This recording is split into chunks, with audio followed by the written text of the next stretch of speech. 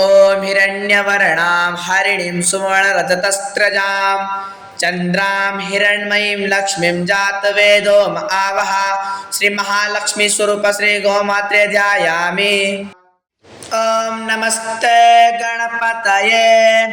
त्वमेव प्रत्यक्षं तत्त्वमसि त्वमेव केवलं कर्तासि त्वमेव केवलं धर्तासि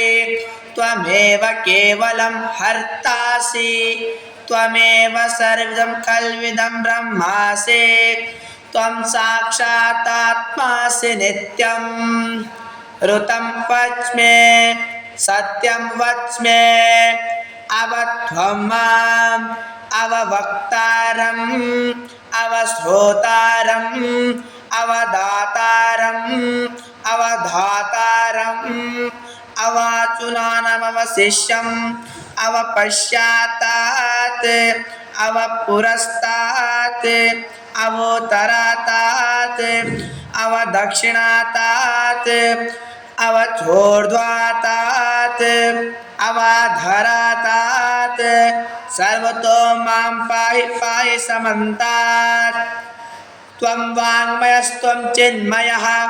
त्वम् आनन्दमयस्त्वं ब्रह्ममयः त्वं सच्चिदानन्दोऽतिथियोऽसि त्वं प्रत्यक्षं ब्रह्मासि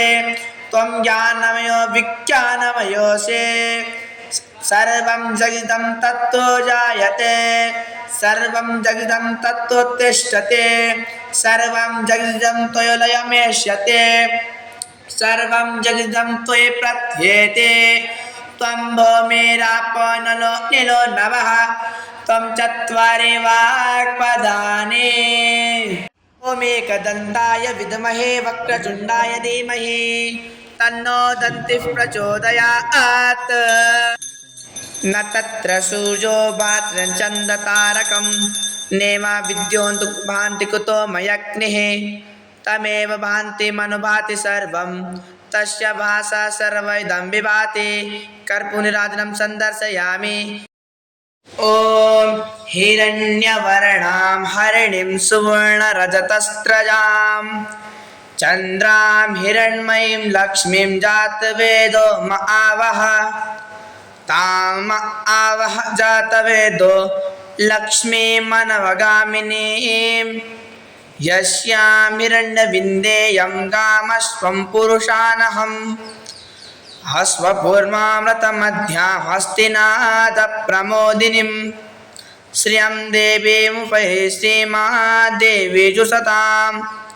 कां स्वस्थितां हिरण्यप्राकारमात्रां ज्वलन्तीं तृप्तां तर्पयन्तीं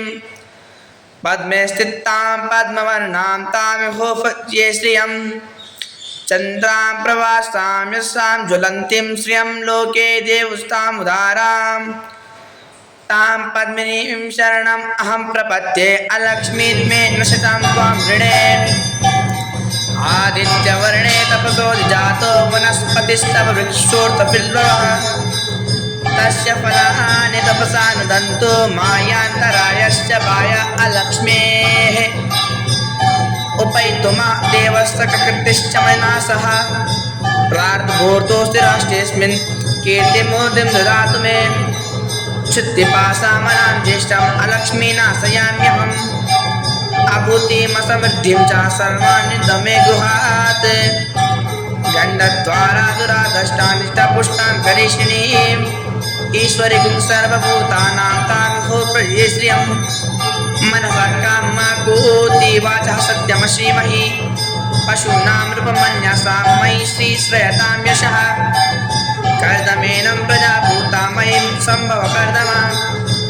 श्रियं वासमे कुले मातरं पद्ममालिनीम् आपः सृजन्तु सिक्तानि चिकित्समे गृहे